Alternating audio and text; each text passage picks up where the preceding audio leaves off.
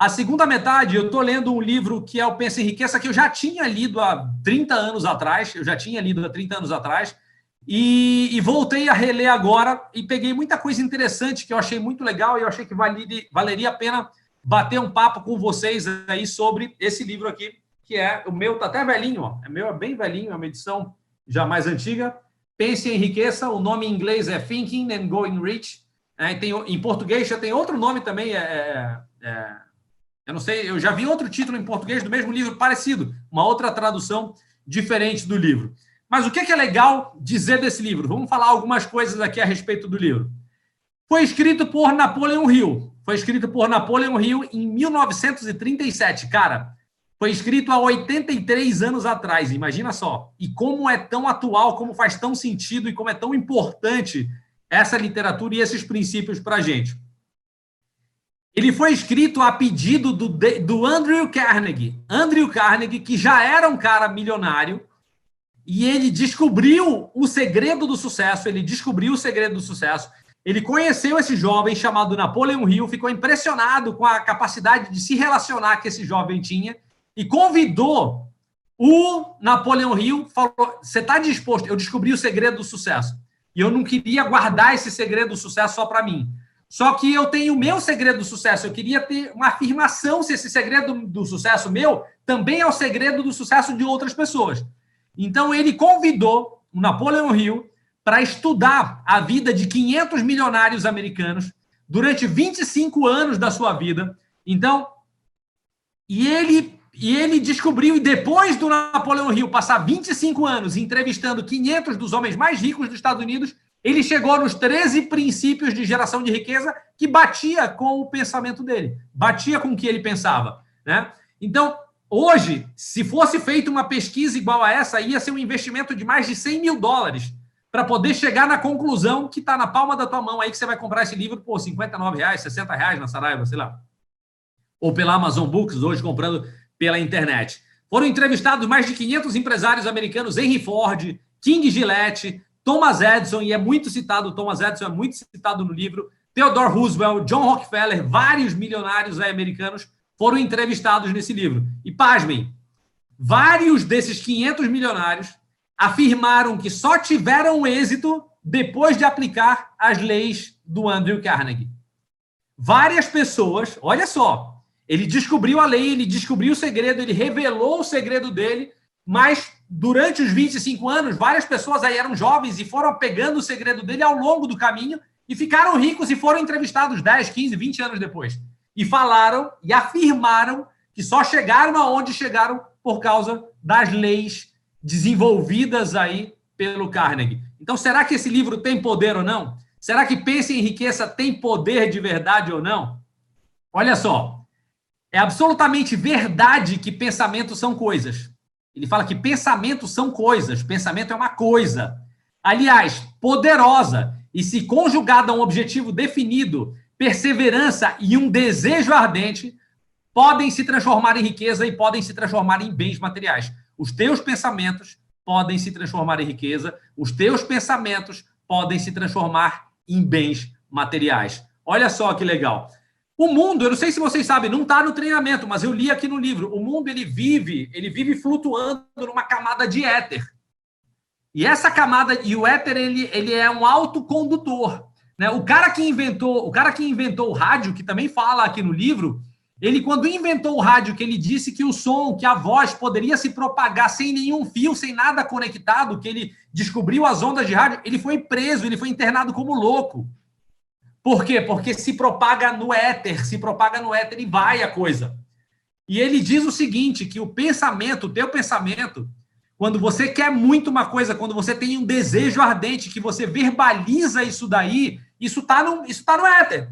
E você canaliza, parece que os astros conspiram para que as coisas aconteçam para você. E aí tem uma história no início do livro que ele fala do Edwin Barnes. O Edwin Barnes é um cara que descobriu o poder do Pense e Enriqueça. E essa descoberta dele não aconteceu por um acaso, ela veio aos poucos. Começando como? Com um desejo ardente de ser sócio do Thomas Edison. O cara conheceu o Thomas Edison, começou a ver as invenções que o Thomas Edison fazia, ficou apaixonado pelo Thomas Edison, falou, meu irmão, quero ser sócio desse cara. Eu quero ser sócio desse cara, quero ser sócio desse cara, quero ser sócio desse cara, e teve um desejo ardente de se tornar sócio do Thomas Edison. E aí eu vou botar alguns exemplos meus. Eu era de classe média, meu pai quebrou quando eu tinha 17 anos de idade, tinha uma marca de roupa quando eu tinha 17 anos de idade chamada Fórum, quando eu tinha 19 anos de idade, chamada Fórum, que era a marca que bombava. Só que uma calça jeans da Fórum custava $100. $100 hoje a gente está falando de R$ 600. E era um salário mínimo, era muito caro. Era muito caro. Para mim era muito caro uma calça jeans da Fórum. E eu era apaixonado por essa marca, eu ia para a academia, eu passava na frente dessa loja que ficava na Rui Barbosa, entre Braz de Aguiar e Nazaré. Eu pegava um ônibus que descia na Gentil, eu malhava na 122, que era na Rui Barbosa, eu ia da Gentil até a 122, Academia 122, e eu passava todo dia na frente dessa loja. Cara, eu ficava namorando com as roupas de lá, e eu queria uma roupa de lá e eu não podia ter.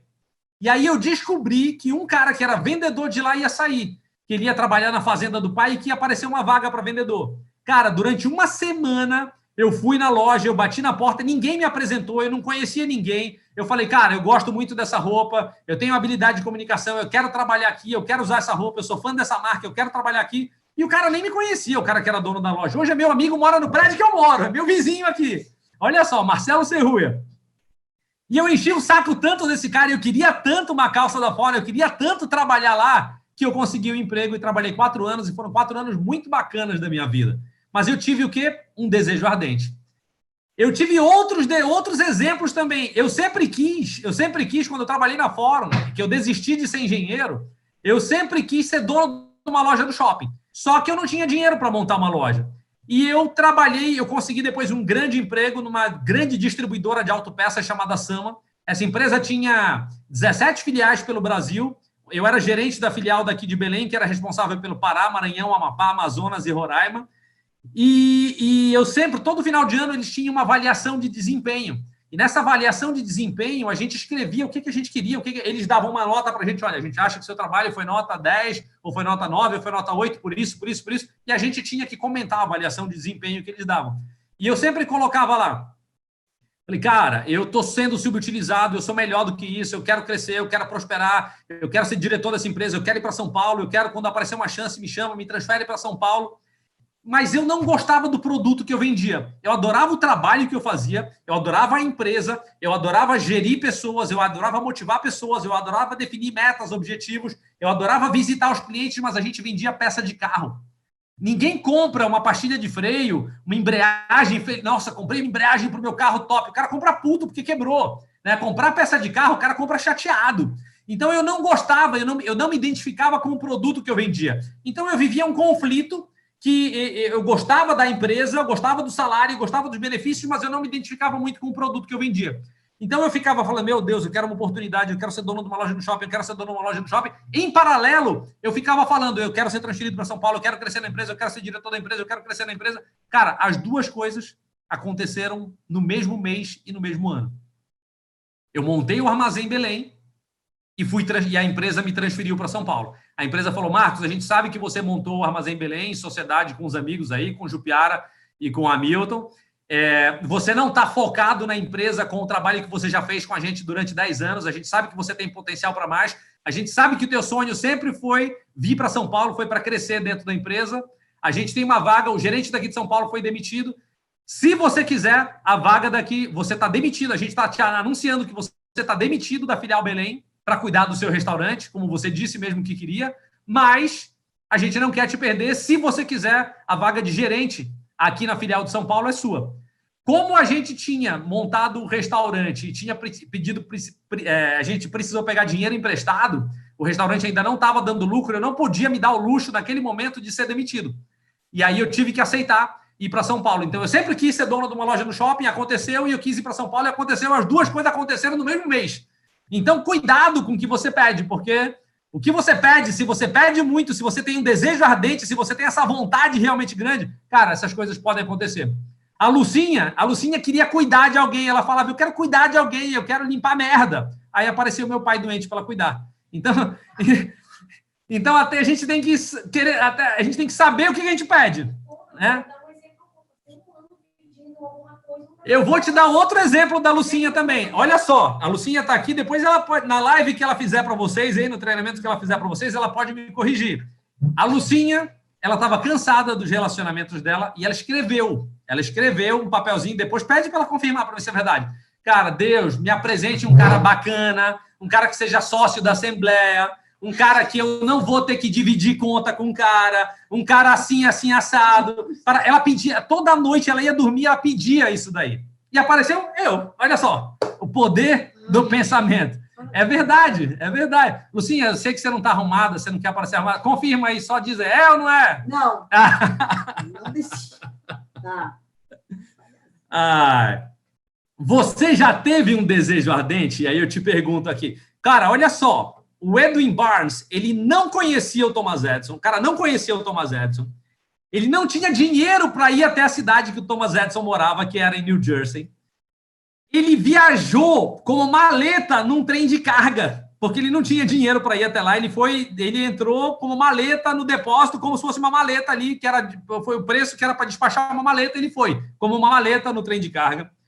Ele conseguiu marcar uma reunião, se apresentou e chegou para o Thomas Edison dizendo, eu vim aqui e eu quero ser... Olha, eu vim aqui, conseguiu uma reunião, se apresentou e disse, eu vim aqui porque eu quero fazer negócios com o senhor Thomas Edison. A determinação dele foi tão grande, só que ele estava mal vestido, sujo, porque ele era pobre. Né? A determinação dele foi tão grande que o Thomas Edison ficou com pena do cara e falou, não, eu vou dar um emprego para esse cara. E deu um emprego para ele. Um emprego com salário baixo. Deu um emprego para ele com salário baixo, um emprego inexpressivo, nada demais. E aí, o que aconteceu depois? Olha só. A oportunidade, ela vem disfarçada.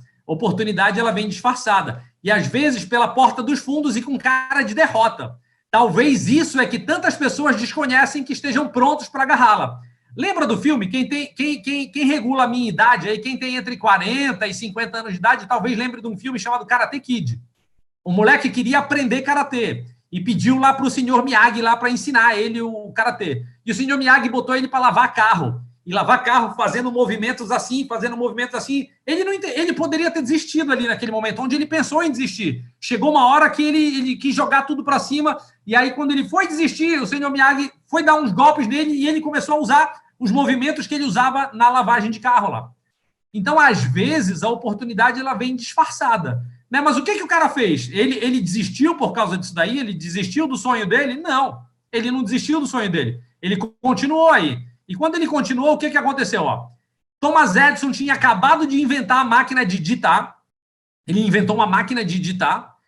E os principais vendedores não acreditaram no invento de Edison. Não acreditaram que ela podia ser comercialmente, que eles iam vender. O Edwin Barnes acreditou que poderia vender. E ele falou, cara, essa é a minha chance. Ninguém está acreditando aqui que vai conseguir vender. Ele falou, me dá que eu vou vender, eu vou provar que isso daí é legal e eu vou conseguir vender. E nem era. Mas ele acreditou tanto, ele queria tanto ser sócio do Thomas Edison, que ele, meu irmão, ele fez o melhor dele e ele conseguiu prosperar. E vendeu, teve tanto sucesso que ele ganhou o direito de distribuição dessas máquinas pelos Estados Unidos inteiro. E depois disso, ele virou um dos maiores parceiros do Thomas Edison. E aí nasceu um slogan que é muito conhecido nos Estados Unidos, que é feito por Edison e distribuído por Barnes. Todas as outras invenções do Thomas Edison, quem distribuía era esse cara.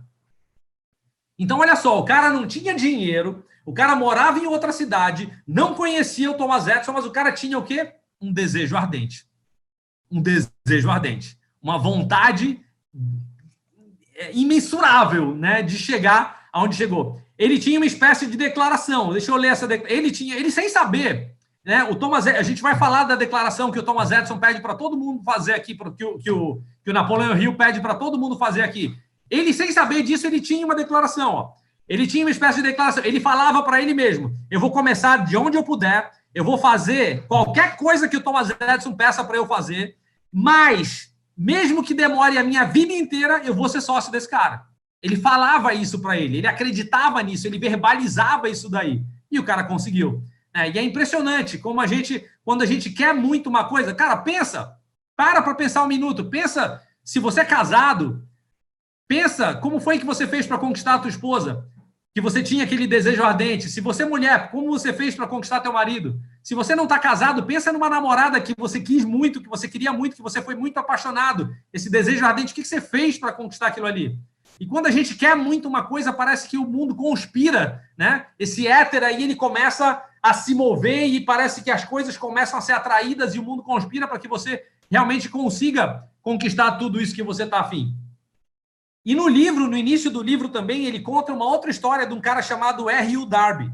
Ele conta a história do Darby. O Darby, ele conheceu a febre do ouro. No oeste americano, em Colorado, começaram a descobrir ouro lá. E o R.U. Darby, ele ficou sabendo que tinha esse ouro, ele conseguiu uma terra, ele adquiriu um terreno, ele começou a cavar nesse terreno atrás de ouro com pá e picareta. Ele achou uma jazida importante, Depois que ele achou essa jazida importante, ele voltou para a cidade que ele morava, que era em Maryland, falou com os amigos, os principais amigos e familiares, fizeram uma vaquinha, ele conseguiu pegar uma grana, voltou lá para o terreno dele no oeste do Colorado, comprou equipamento, comprou ferramental e começou a cavar. E começou a cavar, cara. E depois de cavar muito fundo, ele foi premiado e ele achou uma jazida de ouro. E recolheu o ouro, daí mandou o ouro para exame. E o ouro, depois que o primeiro carreto de ouro foi retirado e foi enviado para exame, eles descobriram que haviam encontrado uma das maiores minas de ouro do Colorado. Foi o que falaram para ele quando ele mandou o ouro para exame lá. Depois do primeiro carreto tirado, eles pagaram a dívida e continuaram cavando. Mas acharam que tinham chegado no final do arco-íris, não achavam mais nada. Cavaram e não acharam mais nada. E aí eles desistiram. Pegaram todas as máquinas que eles tinham, venderam, pagaram todos os empréstimos, ficaram sem dívida nenhuma, mas ele foi num dono de um ferro velho e vendeu os equipamentos dele todinho. Quando ele vendeu esses equipamentos dele todinho, o dono do ferro velho, que o dono de ferro velho às vezes é burro, esse era inteligente. Esse cara contratou um engenheiro de solo e pediu para o engenheiro de solo fazer um estudo lá na terra do cara lá. E o engenheiro de solo falou o seguinte, ó. Eles não sabiam lidar com as falhas geológicas. Seus cálculos indicavam que a grande jazida seria encontrada a menos de 1 metro da onde Derby parou de cavar. Olha só. Quantas pessoas, né? Algumas pessoas desistem de convidar o seu próximo diamante quando estão a 1 metro do próximo diamante. E o cara parou de cavar. Só que o dono do ferro velho mandou fazer o estudo. A conclusão é que o dono do ferro velho ganhou milhões de dólares, pois sabia que deveria pedir conselhos para especialista. Com quem que você está se aconselhando? Você está se aconselhando com o teu upline? Você está começando, você está fazendo do teu jeito, de qualquer jeito, ou você está fazendo do jeito certo? Né? Você está fundamentado, você está fazendo como profissional? O cara, a 1 metro da maior jaziga do Colorado, o cara parou de cavar e o dono do ferro velho ficou milionário. Pensa na sequela desse cara. Pensa em como esse cara ficou depois disso tudo. Só que olha só. Cara, quando você se determina a fazer uma coisa, nesse livro ele também conta a história de um exército, que eu não sei se são os 300 de Esparta, ele não revela, ele não diz qual é, mas ele fala que na época dos vikings e na época dos descobrimentos, quando estavam as invasões de terra, que estavam conhecendo, que os navios estavam invadindo terras e falando e assumindo e pegando aquela terra e tomando posse daquela terra, né? Um exército, olha só, ele sabia que o exército do cara, um general sabia que o exército dele era menor, sabia que o time dele era um número muito menor de soldados, mas ele falou o seguinte: nós vamos para essa guerra, não temos escolha, ganhamos ou morremos. Toda pessoa disposta a vencer em qualquer empreendimento tem que estar disposta a queimar os barcos e cortar qualquer chance de bater em retirada. É só assim, desse jeito, desse estado mental, um desejo ardente, fundamental para o sucesso. O que ele fez? Ele chamou o exército dele, ele chamou a tropa dele, viajaram, chegaram no país que eles estavam querendo invadir, desembarcaram tudo ali. Quando desembarcou tudo, o general tacou fogo nos navios. E a galera ficou desesperada. Aí ele falou assim: por que eu taquei fogo? Porque a gente só sai dessa praia vivo. A gente não sai daqui. Então a gente tem que vencer essa guerra. A gente não vai mais sair daqui. A gente vai vencer essa guerra. Por isso que eu taquei fogo nos navios. Será que você tem essa crença? O Jupiara tem essa crença. O Jupiara ele é de cortar as pontes e queimar as pontes. Por isso que ele chegou onde chegou, por isso essa determinação. E essa determinação é uma das características que ele fala do sucesso aqui, para você ter sucesso dentro desse outro negócio. E ele coloca 6 passos práticos aqui para a riqueza, que é um dever de casa vocês fazerem, vocês têm sábado e domingo para fazer esse dever de casa, que são os 6 passos práticos bem definidos para você conquistar a tua riqueza, segundo Napoleão Hill. Então, primeira coisa que ele diz é o seguinte: estabeleça em sua mente uma exata quantia que deseja. Quanto você quer? Quanto é que você quer? Quanto é que você quer olhar? Eu quero abrir a minha conta e eu quero olhar, tem 500 mil reais na minha conta, tem 1 milhão de reais na minha conta. Você quer entrar no teu saldo bancário e você quer ver quanto lá? Quanto você quer ganhar por mês? Quanto você quer olhar e ter os tratos e ver, não, porra, tá aqui o dinheiro, eu tenho aqui, eu estou tranquilo, eu quero esse dinheiro vai... É uma realização que você quer. O que você pretende dar em troca? Olha só, isso aqui é um ponto importante. Às vezes a gente quer as coisas, mas a gente não está disposto a pagar o preço, a gente não está disposto a dar alguma coisa em troca. O que você está disposto a dar em troca? Quando eu entrei na Rinode, eu jogava pôquer todo dia à noite. E os torneios de pôquer, eles começam às 7 horas. E as reuniões caseiras que a gente fazia eram todas 8 horas da noite. Então, quando eu tomei, um dos motivos de eu não querer entrar no multinível na época era porque eu não estava disposto a abrir mão do meu lazer. Eu já estava com 46 anos de idade, já tinha trabalhado durante muito tempo. Eu achei que eu já merecia viver e desfrutar. E para mim foi bem difícil. Né? Para mim foi bem difícil abrir mão desse meu lazer para poder desenvolver o multinível. Mas hoje eu entendo que eu posso fazer os dois e que dá para fazer em paralelo e que eu não quero jogar poker só aqui na esquina, no Vegas, aqui em Belém, que eu quero jogar poker no mundo inteiro, em Las Vegas, como eu joguei o ano passado, na Europa, no Caribe, eu quero jogar poker no mundo inteiro. E para isso eu preciso de dinheiro, eu preciso trabalhar mais, eu preciso ganhar mais dinheiro para poder realizar isso daí. Então a pergunta é, o que você pretende dar em troca para poder conquistar o que você deseja? Estabeleça uma data definitiva em que pretende conquistar esse dinheiro. Quando eu quero chegar a isso aí? Quando eu quero conquistar isso daí? Cria um plano bem definido para conquistar esse desejo. Eu quero conquistar isso daí em julho de 2022, daqui a 2 anos, em julho de 2022, eu quero estar com essa grana na minha conta aí. Cria um plano. Como você quer estar com esse dinheiro na tua conta? O que você vai fazer para estar com esse dinheiro na sua conta? Quantas horas do teu dia você vai dedicar a alguma atividade que você vai fazer para conseguir realizar isso daí? E aí o passo importante, escrever uma declaração rápida de quanto dinheiro, quando isso vai acontecer, o que você quer dar em troca e de que maneira você vai conseguir. Então, pegar em 10 linhas, eu, Marcos, quero ter 1 milhão de reais na minha conta, pretendo trabalhar 4 horas por dia dedicado a esse negócio, estou disposto a abrir mão do meu pôquer à noite, estou disposto a abrir mão da minha novela, estou disposto a abrir mão de uma bolsa nova, estou disposto a abrir mão de alguma coisa que hoje é importante para você, que te tome o teu tempo. Como você quer fazer isso, né? Estabeleça uma data definitiva para daqui a 2 anos, em julho de 2000 e tal, eu poder conquistar isso daí, aumentando a minha lista todo mês em 20 pessoas, contactando todo dia 10 pessoas, apresentando todo dia no mínimo um plano. Então você vai escrever a tua. Isso aí eu dei um exemplo aqui rápido da minha, né? Da minha, mas como é a tua? Então escreve isso daí. E depois que isso estiver escrito, é curto, tem que ser curto, porque tem que ser uma coisa que você vai decorar e que você vai memorizar. E o mais importante de tudo é verbalizar isso daí. Todo dia, acordei, fiz xixi, primeira coisa que você vai fazer é ler essa tua declaração em voz alta, 2 vezes ao dia, quando acorda e quando dorme. Todo dia. Sem ter vergonha de nada e faça a sua declaração. Palavras têm poder. Pensamento enriquece. Quem pensa, enriquece. E se você falar, se você declarar, o mundo vai conspirar. O éter vai trazer as coisas, vai botar as pessoas na tua frente. Né? O Jupiara agradece todos os dias porque ele pediu muito e Deus botou as pessoas na frente dele aí. Esse pensamento foi canalizado e as pessoas foram colocadas na frente dele. Vão aparecer as tuas pessoas também. Acredita, pensa, né? Acredita muito nisso, coloca muita fé nisso daí. Olha só, vale lembrar que esses 6 passos que estão aqui, recomendados, foram cuidadosamente analisados pelo falecido Thomas Edison, que concedeu seu selo de aprovação, considerando-os não só fundamentais para a acumulação de dinheiro, como também para atingir qualquer objetivo na tua vida.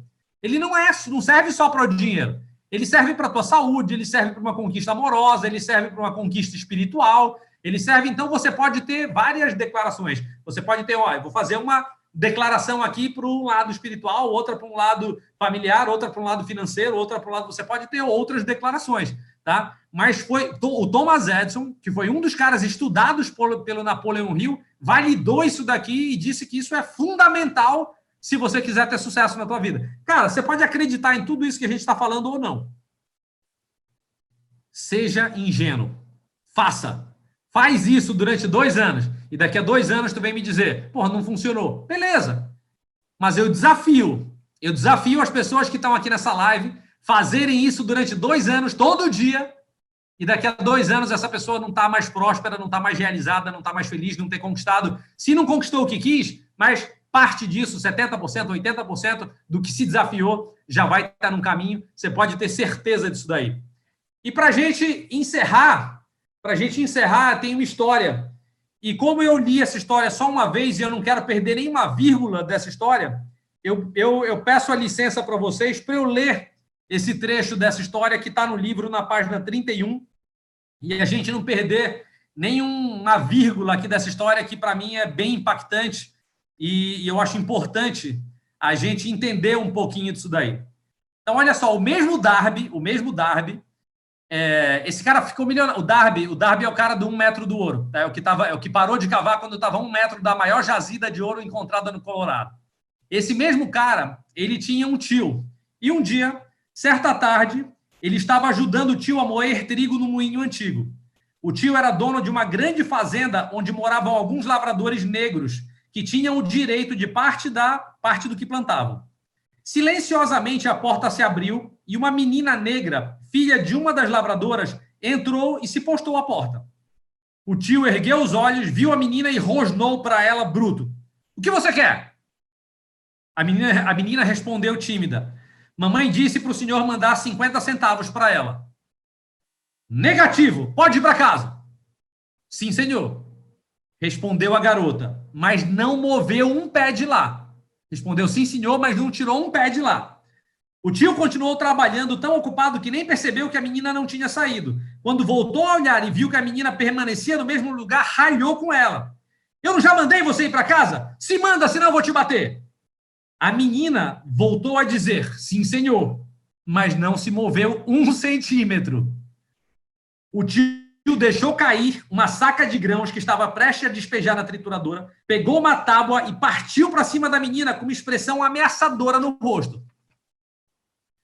Darby, que é o cara do 1 metro do ouro da mina lá, prendeu a respiração. Eu estava convicto de que eu ia testemunhar um assassinato. Sabia que meu tio era estourado. E sabia também que uma criança negra não deveria desafiar um branco naquela parte dos Estados Unidos naquela época, né? Naquela época. Quando meu tio chegou perto da criança, ela rapidamente deu um passo à frente, olhou nos olhos dele e gritou com a sua vozinha aguda. A mamãe precisa dos 50 centavos. O tio parou, olhou para ela por uns instantes, largou a tábua no chão, colocou a mão no bolso, tirou os 50 centavos e entregou para a menina. A menina pegou o dinheiro e lentamente,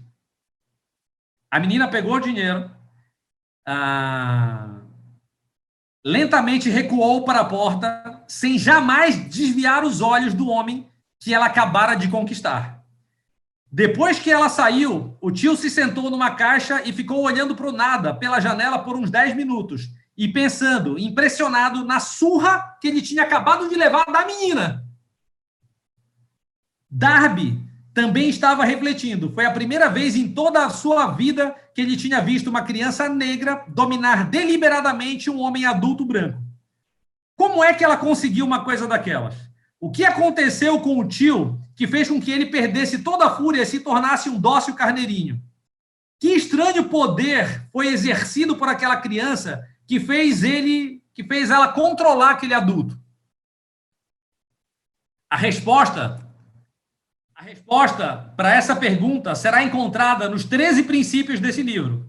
É uma resposta absolutamente completa, que traz detalhes e instruções suficientes para permitir que qualquer pessoa que está aqui dentro dessa live compreenda e ponha em prática e tenha a força que essa menina teve em frente a esse fazendeiro. O meu objetivo nessa noite com vocês aqui não foi ler o livro para vocês, foi só despertar a curiosidade de vocês para que vocês queiram saber que segredo é esse, que princípios são esses, para que vocês também possam aplicar tudo que está aqui. Meu nome é Marcos Porpino, obrigado, Jupiara. Eu pediria aqui agora, para a gente encerrar, 1 minuto de silêncio em homenagem ao Coronel Josemir, que foi o diamante da nossa rede que se foi.